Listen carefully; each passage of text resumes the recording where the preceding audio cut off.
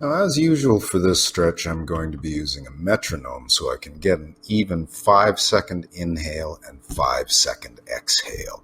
It's just an app on my phone, as you see here, and 5 seconds may or may not be right for you. If you at any point you feel gaspy or short of breath, that means that 5 seconds is too long a half breath for you, and you should work with 4, maybe even 3 seconds inhale, 3 seconds exhale.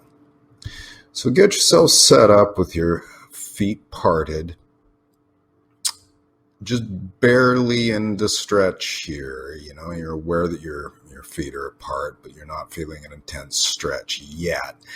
And move your hips back and forth so you're aware of your hip flexors and tuned into what's going on in that part of your body. From there, you want to keep a flat back while you bend down to ground your hands firmly underneath your shoulders. You want lots of weight into those hands. You don't want to dump all your weight into your hips. As you start to use the paper clipping technique, inhaling and then exhaling to go a little bit deeper into the stretch. Take your time going both in and out of this stretch, and back out on the inhales, go a little deeper on the exhales. Think soft.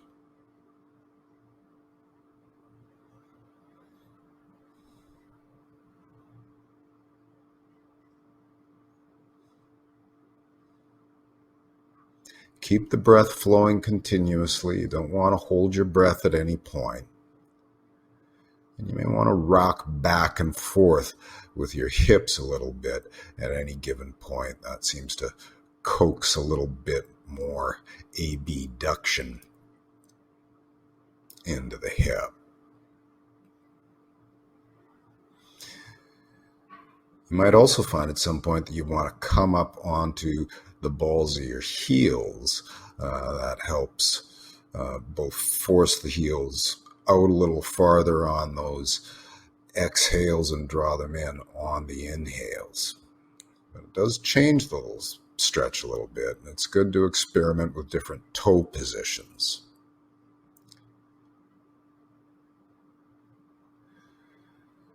Moving slowly and patiently down. If you feel any stress in the knee joint here, that means you've gone a little bit too far. Remember that you're placing considerable levering force in the knee at 90 degrees to its ordinary flexion. And when you feel you're deep into the stretch, you can very slowly lower yourself down to a seated position. If you find that it's difficult to keep a straight back here, you can use a cushion or a yoga block under your hips to prop them up a little bit. That'll help keep the back straight. I like to start by putting my hands behind me and placing lots of weight into them to straighten up, kind of like a Dandasana pose. When I'm solid, I move my hands to the front and start again with the paper clipping technique. Inhaling and then exhaling, and here we lower our chest forward to deepen the stretch. The temptation is to try and lower your head to the floor to deepen the stretch. Resist that temptation. Think heart forward. Inhaling to back out a little bit. You're comfortable. Exhaling, heart forward. You're not comfortable. Not pain. Pain is counterproductive.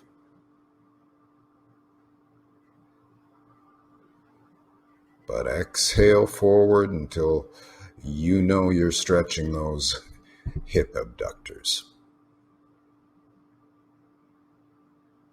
As your heart lowers, moves forward, you'll find that your elbows are getting closer and closer to the ground. Maybe even at some point, your elbows will ground.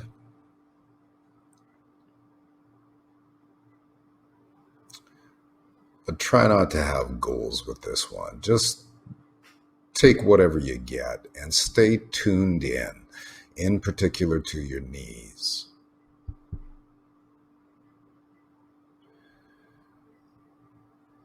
This, like all stretches, requires patience to be safe.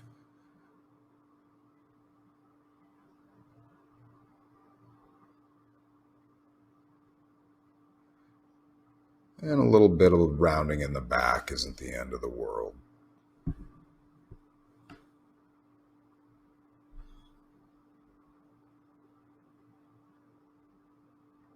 Working with the breath, thinking soft.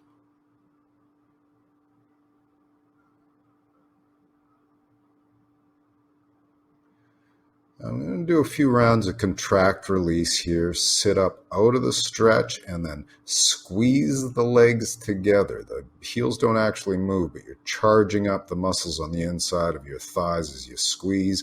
Then let it go and notice how much further forward you can sink. Another round, you back out for the contraction and then let the contraction go to move forward. Still working with the breath as you contract and release. And then maybe take a little extra moment down at the bottom. And then for the last technique I'm going to use here, I'm going to back out of the stretch, close my eyes, and think of something that makes me feel soft. You can use anything you want. Maybe your kid, maybe your pet, maybe your teddy bear, doesn't matter. Think of that thing as you inhale, and as you exhale, melt forward.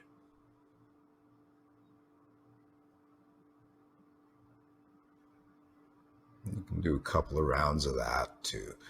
Still using the breath, inhaling out of the stretch and exhaling into it, but you're thinking of the person or the thing that makes you feel soft. You'll be amazed how much farther you can get. When it's time to come out in super slow motion. You sit back up and you got to kind of wiggle your heels forward and together. And it's not comfortable coming out. It's probably less comfortable coming out of this than it was getting into it. So take your time, wiggle those heels until you're sure you're out of the stretch. Then you can bend your knees to bring your feet in. Draw your knees up for a little wiggle.